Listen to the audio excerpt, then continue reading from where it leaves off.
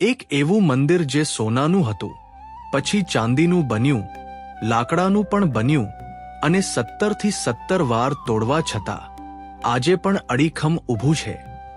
અને હા, આવા જ ધમાકેદાર ઇતિહાસ માટે હમણાં જ આપણી ચેનલને સબસ્ક્રાઇબ કરી લો.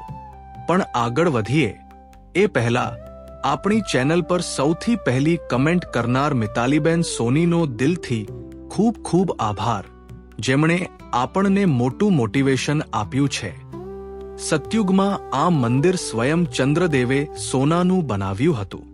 ત્રેતાયુગમાં લંકાના રાજા રાવણે આ મંદિર ચાંદીનું બનાવડાવ્યું અને દ્વાપર યુગમાં ખુદ ભગવાન શ્રી કૃષ્ણે અહીં ચંદનના લાકડાનું દિવ્ય મંદિર રચ્યું હતું.